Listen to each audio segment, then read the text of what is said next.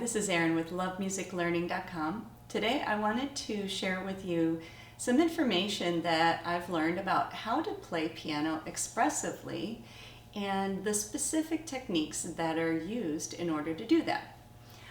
This is something that's very near and dear to my heart because I remember when I was an undergrad student at the University of Wisconsin-Stevens Point, I was studying composition with Dr. Charles Young, and he said to me, my friends Marianne Ploger and Keith Hill are coming.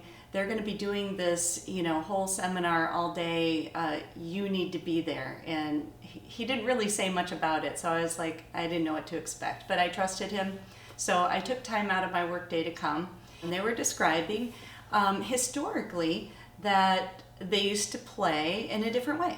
And at one point Marianne says, well, let me just demonstrate it for you so you can hear it, because that's the best way to understand. So she started to play Mozart F Major Sonata K332. So she started to play, and she said she was going to do the, the way that everybody plays it today, and then she would do the same thing but add these techniques to it. So when she started to play, it was like exactly how I played. When I heard her playing, it was like it could have been me up there, and that was really a shocker.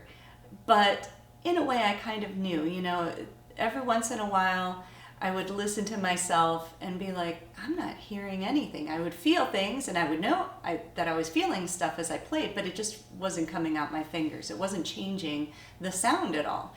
And in order for it to be expressive, it's not like magical. Like something physical has to change. The sound needs to change. Then she started to play with those techniques. She went back and played the same exposition with those techniques. And it was amazing. It was so different, but it was expressive. It was exactly what I was trying to do, but I didn't know how. And from that point on, I was like, all right, I need to learn how to do this. Just having those options that I never knew I had before, it freed up a lot. And it also helped with performance anxiety. So my point of doing this is to share those with you as well. And you can do as much or as little as you want. You as the musician have the right to decide what kind of music you put forth. And so I'm just giving you options. If you don't like them, you don't have to do them. That's fine. But I know that there are a lot of you out there that do have the same problem that I did, and you recognize that it's an issue and you want to find out how you can be more expressive. In today's video, we'll compare some early recordings of composers playing their own music to modern interpretations of the same pieces to establish what the difference is in how we are playing now. Next, I'll provide some written documentation of this style of playing, and future videos in this series will identify 11 specific techniques and explain how to play them. Let's listen to our first selection. This is Claude Debussy playing his Arabesque No. 1, and this was recorded on a piano roll.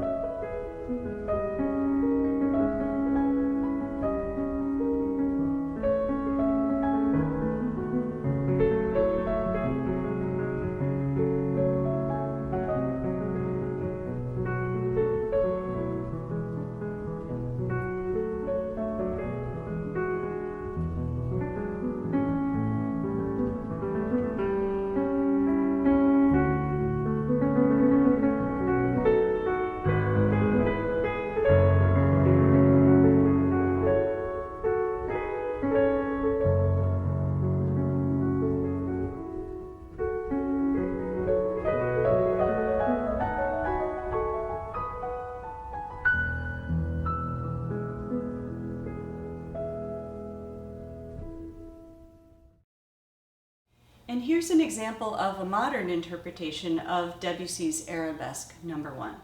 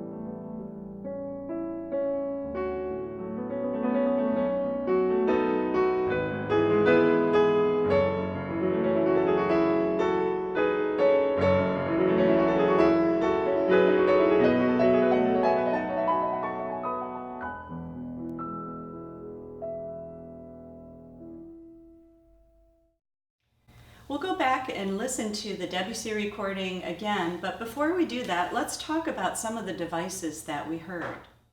One thing to pay attention to is how the notes aren't all even in spite of being the same length in notation. For example, we have all of these triplet eighth notes, but he doesn't play them all the same length. In places where the hand should be playing simultaneously, they do not occur at the same time. And there's quite a lot of fluctuation in the tempo, or what we call rubato. He even rolls chords instead of playing them all at once.